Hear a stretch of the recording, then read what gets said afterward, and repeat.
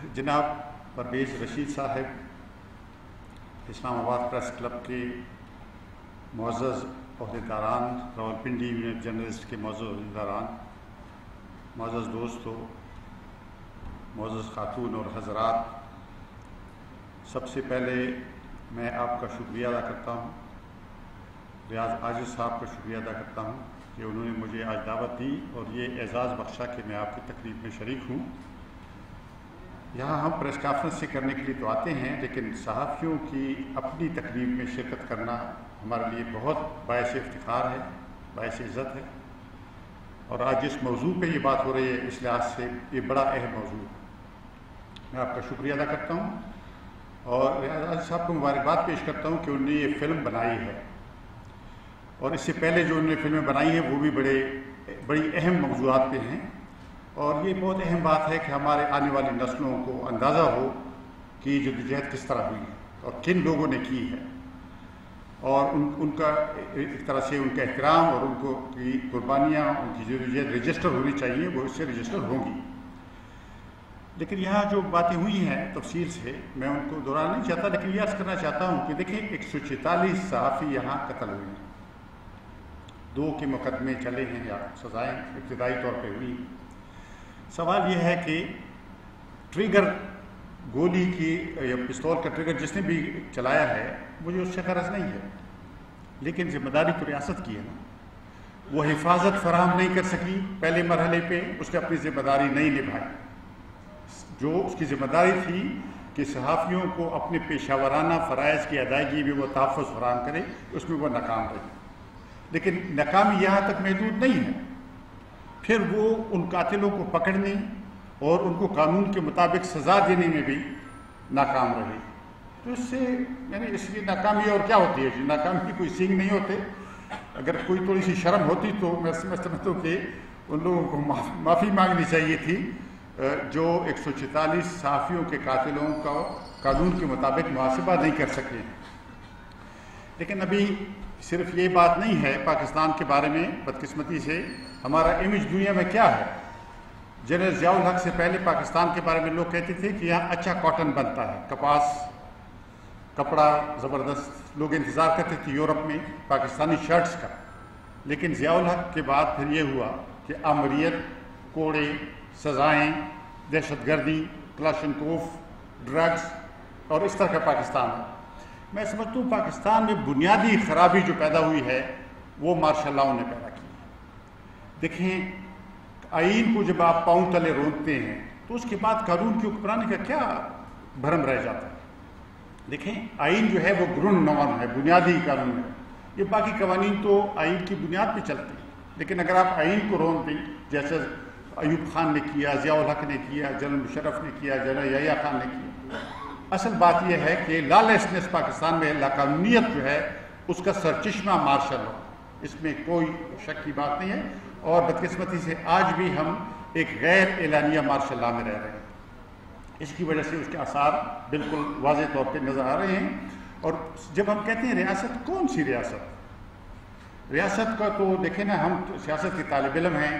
रियासत होती है जो बुनियादी सतून हैं जो आइन में लिखे हुए हैं, उसमें लेजिस्लेशन मुक़न्ना है, उसमें इंतज़ामिया है जिसकी सरबराही मुंतखब इंतज़ामिया करती है, जिसमें अदलिया है, और सहाफ़त उसका चौथा सतून है। मैं चौथे सतून के भाइयों और बहनों को बताना चाहता हूँ कि जो दूसरे सतून हैं उनको भी ज़रा खबर लें वो कहाँ पे हैं। पार्लियामेंट, कौन सी पार्लियामेंट जिसकी कार्रवाई चलाने में इंटेलिजेंस के इदारे दखल देते हैं, जिसके अहदेदारों के इंतखाब में, जिसकी वोटिंग में वो हिस्सा लेते हैं, पीछे से टेलीफोन करते हैं। तो गुजारिश है कि रियासत के सतून जो हैं उनको एक तरह से पीछे धकेला जा रहा है। और कुछ लोग दावा कर रहे हैं कि वो कहते हैं हमारे पास असला है, ताकत है, हम रियासत हैं। ये बिल्कुल ऐसे जैसे रोमन एम्पायर में सीजर कहता था कि मैं रियासत हूँ। लेकिन हमारे यहाँ ये गलत बात है, ये रियासत नहीं है, ये रियासत नहीं हो सकती। ये एक तरह से रियासत की निगेशन है, रियासत की नफ़ी है। और जो लोग ये बात करते हैं वो कहते हैं आप बगावत भी कर रहे हैं और गद्दारी भी कर रहे हैं। और अभी बारी आ गई है हमारे मोहतरम بھائی اور بہنوں مسلم لیگ میں جو ہے ان کی باری آ گئی ہے تو ان کو بھی ہم غداروں کے کلب میں خیر مقدم کرتے ہیں، کیونکہ یہ ایک عرصے سے ہم تو لوگ تو اس کا سامنا کرتے آئے ہیں۔ اور مجھے یاد ہے جب حیدرآباد ٹرائیبیونل میں مقدمہ چلا تھا، ان ملزمان میں سے میں بھی ایک تھا، تو ایک الزام یہ تھا کہ ہم نظریہ پاکستان کے مخالف ہیں۔ ہم نے پوچھا یہ نظریہ پاکستان کیا ہے؟ ہم نے کہا ہمیں تو پتہ نہیں، ہم جان لیں تو پھر ہم یہ فیصلہ کریں گے کہ ہم اس کے مخالف ہیں یا نہیں۔ تو عدالت نے پروسیکیوٹر جنرل سے پوچھا، غلام نبی میمن صاحب ہوتے تھے، انہوں نے کہا کہ قانون کی کتابوں میں تو کہیں نظریہ پاکستان کا ذکر نہیں، میں تو وکیل ہوں۔ اس نے کہا میں تو نہیں بتا سکتا کہ کیا۔ تو جج نے پوچھا کہ یہ چارج کس نے فریم کیا ہے، لکھا کس نے ہے؟ اس نے کہا یہ انٹیریئر منسٹری، وزارت داخلہ میں۔ اس نے کہا وزارت داخلہ کو بلاؤ، سیکرٹری کو، سیکرٹری انٹیریئر اگلی پیشی پہ آئے، اس سے انہیں پوچھا، اس نے کہا کہ پتہ مجھے بھی نہیں ہے کہ نظریہ پاکستان کیا ہے۔ تو جج نے کہا کہ بھئی آپ کو پتہ نہیں ہے تو ان کو کیسے پتہ ہوگا کہ یہ اس کے مخالف ہیں نہیں ہے؟ تو ہمارے ہاں یہ پرانا سلسلہ تھا، لیکن آپ دیکھا اب یہ پھیل گیا ہے، تقریباً ملک کی اکثریت جو ہے وہ غداروں کی فہرست میں آہستہ شامل ہو رہی ہے۔ تو اس سے پتہ چلتا ہے کہ ہم کس طرف جا رہے ہیں۔ لیکن مجھے یاد آتا ہے کہ جب کہتے ہیں کہ یونان میں جب ارسطو اپنے شاگردوں کو پڑھاتا تھا تو اس وقت شاگرد جو ہے وہ اپنے گرو کے ساتھ چیلوں کی طرف رہتے تھے، سفر میں بھی اس کے ساتھ دیتے تھے۔ تو کہتے ہیں ایک دفعہ ارسطو اور اس کے شاگرد ایک جگہ سے دوسری جگہ جا رہے تھے تو انہوں نے دیکھا راستے میں ایک عورت ایک قبر پر بیان کر رہی تھی، رو رہی تھی، ماتم کر رہی تھی۔ انہوں نے اس عورت کو تسلی دی، ڈھارس بندائی اور پوچھا کیوں رو رہی؟ اس نے کہا میرے بھائی کو یہاں ایک آدم خور شیر نے مارا ہے اور وہ یہاں پہ دفن ہے، اس کی قبر پہ میں ماتم کر رہی ہوں۔ تو انہوں نے تسلی دی، اس نے کہا کہ یہ شیر پہلے میرے باپ کو بھی مار چکا ہے، اس کو بھی، وہ بھی یہاں پہ اسی قبرستان میں۔ تو انہوں نے کہا کہ بھائی اگر یہ بات ہے تو آپ لوگ یا اس آدم خور شیر کا کوئی علاج کریں یا یہاں سے چلے جائیں، کیونکہ یہاں تو آپ کی زندگی خطرے میں ہے۔ تو اس عورت نے روتے ہوئے کہا کہ میرے والد صاحب کہا کرتے تھے کہ یہاں آدم خیر شیر ضرور ہے لیکن یہاں ظالمانہ نظام حکومت نہیں ہے۔ تو ارسطو نے اپنے شاگردوں سے کہا کہ لکھو کہ آدم خور درندہ ظالمانہ نظام حکومت سے زیادہ خطرناک ہے۔ خطرناک نہیں ہے، ظالمانہ نظام حکومت زیادہ خطرناک ہے آدم خور درندے کی نسبت سے۔ تو یہ ہمارا سامنا ایسے حالات سے ہے جو جیسے بٹ صاحب کہہ رہے تھے، واقعی یہ دلیل دی جاتی ہے کہ چین میں بھی تو صحافی ہیں، عرب ممالک میں بھی صحافی ہیں۔ گزارش یہ ہے، میں بہت واضح طور پہ کہنا چاہتا ہوں کہ پاکستان نہ چین ہے اور نہ یہ سعودی عرب ہے، یہ پاکستان ہے، یہ نیا ملک ہے۔ یہاں پہ بس ایران ہے، ایران 2500 سال سے مملکت ہے، چین 3000 سال سے مملکت ہے، بعض اور ممالک ہیں جو اس طرح کے۔ یہ اس مملکت کی بنیاد یہاں کا آئین ہے، اس آئین کو آپ ہٹائیں گے تو یہ ملک نہیں رہے گا۔ یہ اس کے لیے کوئی راکٹ سائنس نہیں ہے، یہ بالکل بات، اور ہم نے دیکھا ہے، ایسی بھی بات نہیں ہے کہ کوئی ہم مفروضہ بات کر رہے ہیں۔ 1971 میں ہم نے دیکھا نہیں ہے، ہماری آنکھوں کے سامنے، میں تو سیاسی ایکٹیوسٹ ہوں 1971 میں، میرے سامنے ہوا، ہم نے مظاہرے کیے۔ میں نے کہا لاہور میں ایک چھوٹا سا ہم نے مظاہرہ کیا 1971 میں فوجی آپریشن کے خلاف بنگال میں جو ہو رہا تھا۔ حبیب جالب نے ہمیں خطاب کیا، طاہرہ مظہر علی صاحبہ نے ہمیں خطاب کیا، لاہور میں ایک چھوٹا سا جلسہ ہم نے کیا۔ ہم نے کہا یہ نہیں کریں، آپ نے کیا اور اس کا نتیجہ ہمارے سامنے نکلا۔ تو پاکستان اس طرح نہیں چلے گا۔ اور یہ جو الزامات ہیں غداری وغیرہ اور بغاوت، یہ ایسے ہیں، مجھے یاد ہے جنرل ایوب خان کے خلاف جب مہم شروع ہوئی، میں بھی اس میں شریک ہوا، میں بنو کالج میں تھا، تو پہلا الزام یہی تھا کہ غداری اور ملک دشمنی، اور ایوب خان جیسے محب الوطن و قرآن کے خلاف آپ اٹھ کھڑے ہوئی ہیں۔ تو الزامات لگنے لگے، تو وہاں ایک سیاسی لیڈر کی تقریر میں یاد ہے، اس نے کہا کہ وہاں بنو میں اس نے کہا کہ ایک بدماش تھا جس نے ایک لاوارث لاش چرائی، وہ لاش لے کے اڈے آ جاتا تھا، بس اڈے، اس لاش کے اوپر ایک کپڑا ڈال کے ایک دو آدمیوں سے وہ چارپائی اٹھوا کے ایک بس کے پیچھے رکھ دیتا تھا، جو کوئی بس ریورس پہ آتی تھی ان کو کیا پتا تھا کیا، تو وہ اس سے لگ جاتی تھی، تو وہ بس والوں کو پکڑ لیتا تھا کہ میرے باپ کو تم لوگوں نے مارا، اور اسے پیسے لے لیتا تھا۔ تو کچھ وقت کے بعد وہ اڈے والے اکٹھے ہوئے، اس آدمی کے پاس آئے، اس نے کہا کہ اب اس لاش سے بدبو آنے لگی ہے، خدا کے لیے اس کو دفن کر دو، کوئی اور لاش اگر لاش لانی کوئی نئی لاش لے آؤ۔ تو یہ جو غداری والی ہمارے مقدمے ہیں، اور یہ پرانی لاشیں سڑان دن سے آ رہی، بو ان سے آ رہی ہے، اور یہ بدبو اس نظام سے آ رہی ہے، بنیادی طور پر اس ڈکٹیٹرشپ سے آ رہی ہے جو ہمارے ملک میں اس وقت نافذ ہے۔ دیکھیے جب جنرل مشرف نے کودتا کیا، اس وقت میں ہیومن رائٹس کمیشن کا چیئرپرسن تھا، مجھے یاد ہے مشرف نے پہلی تقریر میں کہا کہ آئین جو ہے وہ اس کی مثال درخت کی شاخوں کی طرح ہے یا اس کے تنے کی طرح ہے، لیکن ملک جو ہے یہ اصل میں جڑ ہے، تو کبھی کبھی شاخیں کاٹنی پڑتی ہیں، درخت کی ترقی کے لیے شاخوں کی کٹائی ہوتی ہے۔ اگلے دن ہمارے اور آپ کے محترم صحافی دوست جو ہیومن رائٹس کمیشن میں ہمارے ساتھ ہیں، عزیز صدیقی صاحب، اور زبردست صحافی بھی تھے اور زبردست انسانی حقوق کے چیمپئن تھے، انہوں نے، عزیز صدیقی صاحب نے لکھا، اس نے کہا کہ یہ انالوجی، یہ تشبیہ غلط ہے۔ اس نے کہا کہ اصل میں ملک وجود ہے اور آئین اس کی روح ہے، روح قبض ہوگی تو جسم زندہ نہیں رہے گا۔ یہ شاخوں واخوں کا قصہ نہیں ہے، یہ روح اور جسم کا رشتہ ہے۔ آئین جو ہے وہ روح ہے۔ گزارش یہ ہے کہ اگر یہ لوگ آئین پر وار کرتے ہیں اور یہ کر رہے ہیں آئین کے بعد، یہ جو کچھ ہو رہا ہے یہ آئین ہی ہے کیا؟ اور اب تو بات بالکل سامنے آ گئی ہے، لیکن مجھے خوشی ہے جو بات جو اچھی جو کہتے ہیں سلور لائننگ جسے انگریزی میں کہتے ہیں کہ اس تاریکی میں ایک روشنی کی جھلک، وہ اپوزیشن کا متحدہ محاذ ہے۔ آپ لوگوں نے جن دوستوں نے یہاں تنقید کی ہے، میں بھی ان میں شامل تھا جو سیاسی پارٹیوں سے کہتے تھے کہ آپ کتنے پیچھے جائیں گے، پیچھے لوگ آپ کو دھکیلیں گے اور آپ پیچھے جائیں گے، دھکیلیں گے اور آپ پیچھے جائیں گے۔ مجھے خوشی ہے کہ سیاسی پارٹیاں تھم گئی ہیں، ٹھہر گئی ہیں، اور انہوں نے پاکستان ڈیموکریٹک موومنٹ بنا لی ہے، ہم مبارکباد دیتے ہیں۔ اور میری تجویز یہ ہے کہ وہ پی ڈی ایم جو میں نے سنا تھا کہ وہ کوئی چارٹر آف ڈیموکریسی بنانے جا رہے ہیں یا کوئی چارٹر ساری پارٹیوں کا، اس چارٹر میں یہ جو صحافیوں کا مسئلہ ہے اس کو ضرور شامل کریں، اور اس کے لیے قانون سازی کی بات ساری پارٹیاں مشترکہ طور پر اس کا عہد کریں، کمٹمنٹ کریں، تاکہ کل کو کوئی بھی جمہوری حکومت جس پارٹی کی بھی آئے وہ اس پہ قائم دائم رہے۔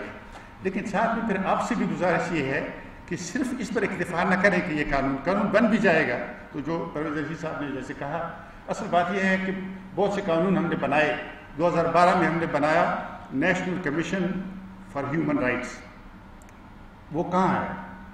وہ قانون تو موجود ہے لیکن وہ ادارہ انہوں نے فلج کر دیا ہے اس کو، کیونکہ وہ ہیومن رائٹس کے پروٹیکشن نہیں چاہتے، کیونکہ یہ ہیومن رائٹس کی دشمن حکومت ہے اور دشمن نظام ہے۔ اور اسی طرح سے آپ دیکھیں جو گمشدہ افراد کے لیے کمیشن ہے وہ تو ہے نا، لیکن یہ افراد جو گم ہو رہے ہیں وہ کمیشن کی کارکردگی کیا ہے؟ صفر سے بھی، یعنی 5000 صفر، اس کی کارکردگی کیا ہے؟ اور لوگ اغوا ہو رہے ہیں، لوگ غائب ہو رہے ہیں اور اس کی تردیدیں ہوتی ہیں۔ قانون ہوگا وہ پر صافی کل اٹھا لیا جائے گا، وہ کہیں گے کہ ہم نے تو اٹھایا نہیں، تردیدیں کرتے جائیں گے۔ اس طرح نہیں ہوگا جب تک یہ جو صحافیوں کے حقوق ہیں ان کی اپنی، ایک تو ٹریڈ یونین کی بڑی ضرورت ہے۔ مجھے خوشی ہے کہ آپ لوگ اکٹھے بیٹھے ہیں اور مجھے امید ہے کہ آپ بھی ہوں گے، ہم بھی انشاءاللہ آپ کے ساتھ ہوں گے، لیکن یہ ضرور ٹریڈ یونین کی بڑی ضرورت ہے۔ جب تو لوگ مانگنے کا حوصلہ نہیں ہوگا، کوئی خیرات میں کوئی چیز نہیں دیتا، مطالبے پورے نہیں کرتا۔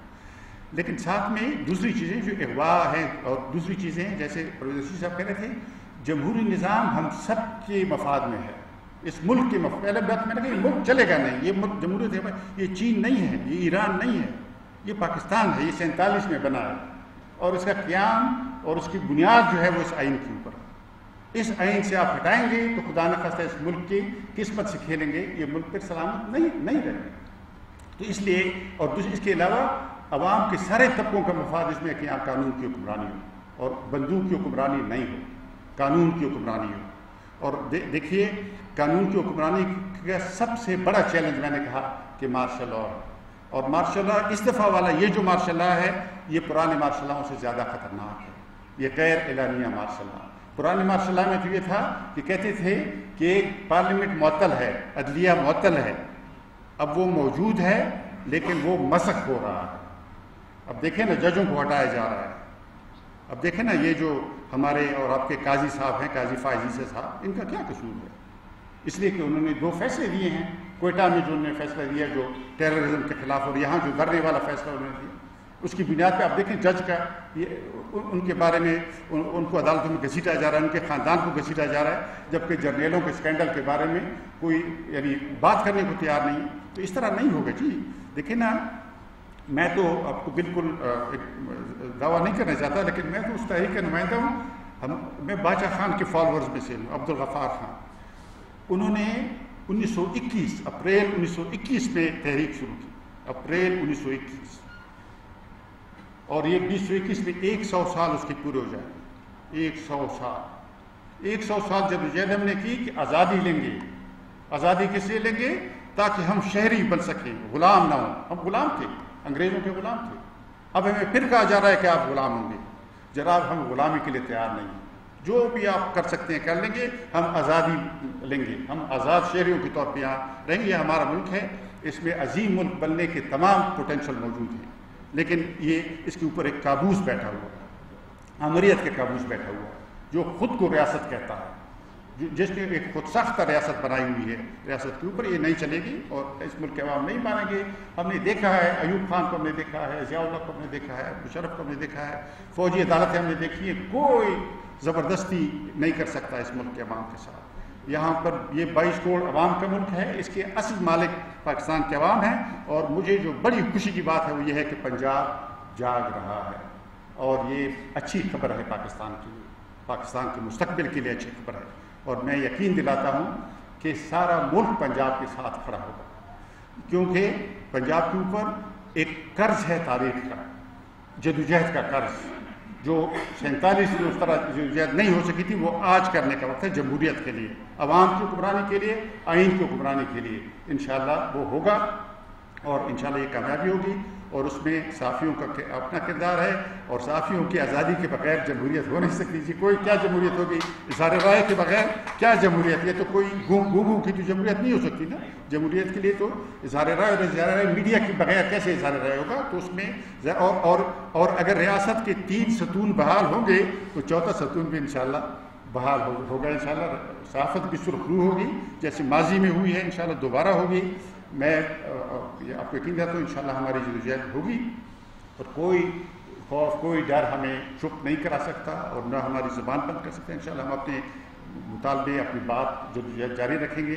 میں اپنی بات حبیب جالب جو ہمارے دوست ہیں ان کی بات پہ ختم کرنا چاہتا ہوں، کیونکہ مجھے یاد ہے جب حیدرآباد جیل میں ہمارا مقدمہ شروع ہوا پہلے دن، تو عدالت جیل کے اندر آئی، اسی ہال میں جس میں فیض احمد فیض وغیرہ کو 1951 میں مقدمہ چلا تھا، 1976 میں اسی ہال میں ہمارے اوپر مقدمہ شروع ہوا، جیل کے اندر وہ ہال تھا۔ تو ولی خان صاحب اٹھ کھڑے ہوئے، انہوں نے کہا ججوں سے کہ ہمیں آپ کو یہاں دیکھ کے بہت افسوس ہوا ہے۔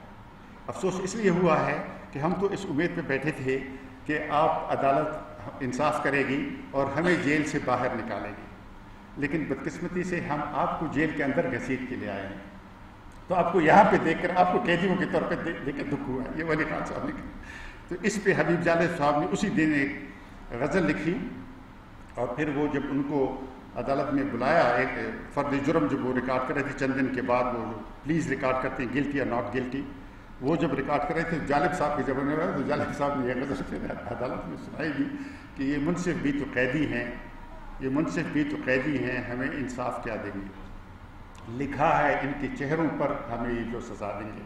تو میں اسی جالب کو یاد کرتے ہوئے کہتا ہوں، میرے ہاتھ میں قلم ہے، میرے ذہن میں اجالا، مجھے کیا دبا سکے گا کوئی ظلمتوں کا پالا، مجھے فکر امن عالم تجھے اپنی ذات کا غم، میں طلوع ہو رہا ہوں تو غروب ہونے والا۔ شکریہ۔